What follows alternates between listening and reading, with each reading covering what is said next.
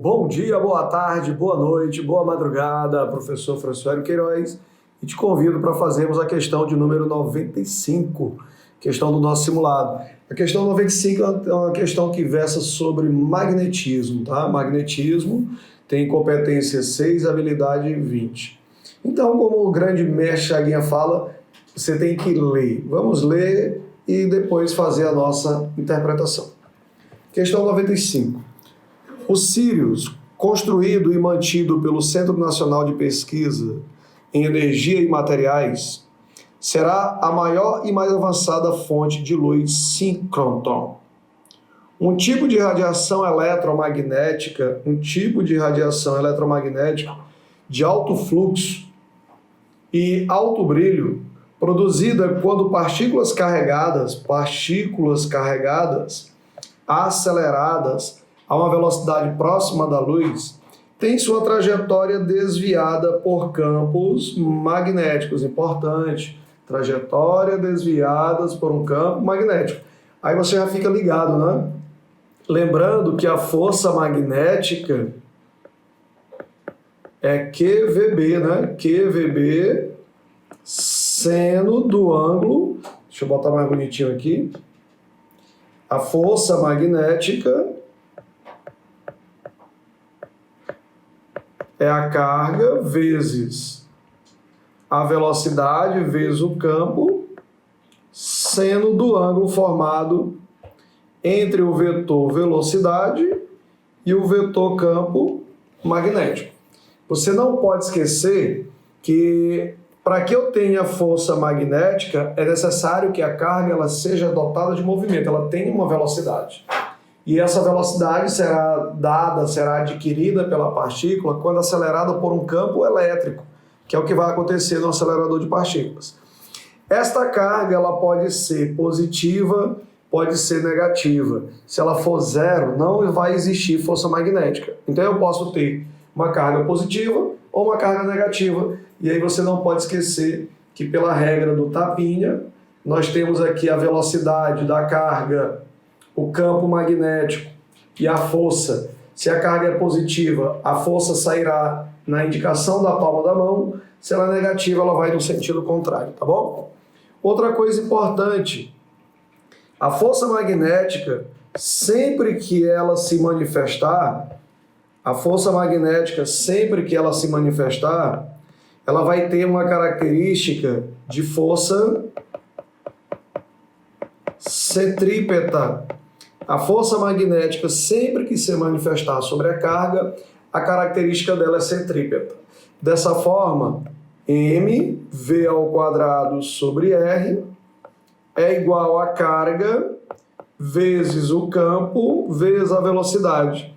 Se a penetração da carga no campo é de 90 graus, o seno de 90 graus vai dar mais 1, né? Então nós teremos uma força magnética. Para que eu tenha força magnética, o seno desse ângulo ele não pode ser zero, porque se for zero, não vai ter força. Como a questão diz que ela vai entrar perpendicularmente, quer dizer que nós teremos força. Dessa forma, cancelando velocidade de um lado, velocidade do outro, podemos admitir que o raio da trajetória vai ser mv sobre qb. O raio da trajetória da partícula vai depender da massa, da velocidade da carga e do campo. Se eu estiver falando em termos de tempo, de período, lembra que eu posso tirar o tempo de onde? Da velocidade. Velocidade em uma volta completa é 2π sobre o período. 2πr, né? 2πr sobre o período. Deu uma volta completa na trajetória circular, 2πr sobre o período. Assim, o nosso período será 2πm sobre Q vezes B. E aí você consegue enxergar que o período de tempo, né, o período é o tempo necessário para que uma partícula descreva um movimento dentro do campo magnético é diretamente proporcional à massa, inversamente proporcional ao produto da carga e do campo. E se eu estou falando de período, você deve lembrar que se em algum momento a questão falar de frequência, a frequência é o inverso do período. Quem tem um período alto vai ter uma frequência baixa. De alguma forma, a questão deve trabalhar em cima desse questionamento, tá bom? Então vamos lá. As partículas são aceleradas pela mesma tensão elétrica, ou seja, a mesma diferença de potencial, e ejetadas com alta velocidade no interior de um campo magnético uniforme. Devido à alta velocidade, pode-se ignorar o efeito da gravidade. Assim, após serem lançados 3 tipos de hidrogênio, lembra 3 tipos de hidrogênio? Quem são os hidrogênios? Hidrogênio 1, hidrogênio 2 e o hidrogênio 3. Lembra que o núcleo ele tem um número maior de nêutrons. O hidrogênio 1 tem um próton. No hidrogênio 2 tem um próton e um nêutron. No hidrogênio 3 tem um próton e 2 nêutrons. O hidrogênio 3 é chamado de trítio,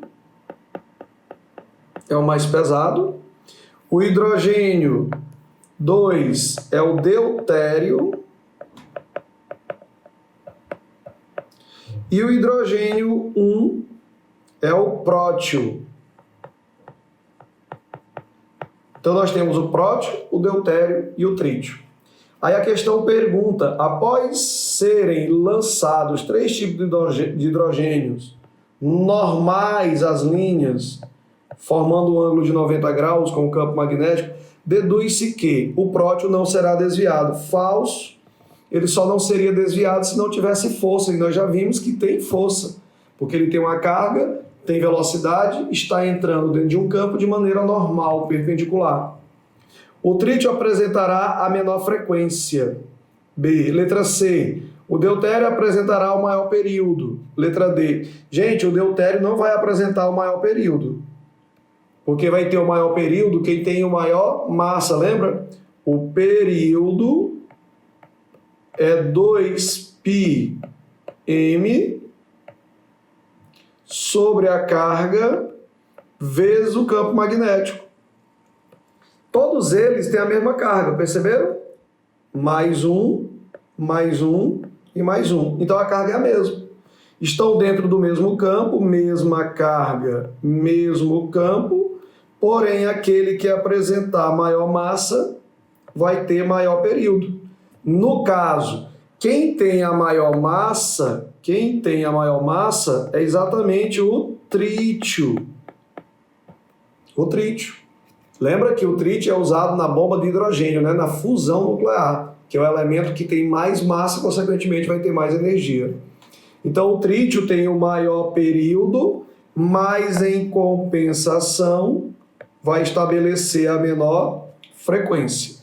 Então letra D, letra B, o trítio apresentará a menor frequência? Sim, né? D, o trítio apresentará o arco de circunferência de menor raio? Não, gente.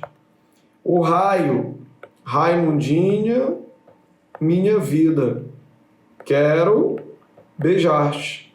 Então, admitindo que a velocidade é a mesma para todos os 3 hidrogênios, a carga é a mesma para os 3 hidrogênios e o campo magnético é o mesmo para os 3 hidrogênios. Porém, o elemento de maior massa também apresentará um arco de circunferência maior. O trítio apresentará o arco de circunferência menor? Não. Letra E. Os 3 tipos apresentarão o mesmo arco de circunferência? Não. Sobrou letra B, é o nosso gabarito. O trítio apresentará a menor frequência, porque terá o maior período, tá bom? Espero ter sido suficiente e te aguardo na resolução da nossa próxima questão. Aquele abraço.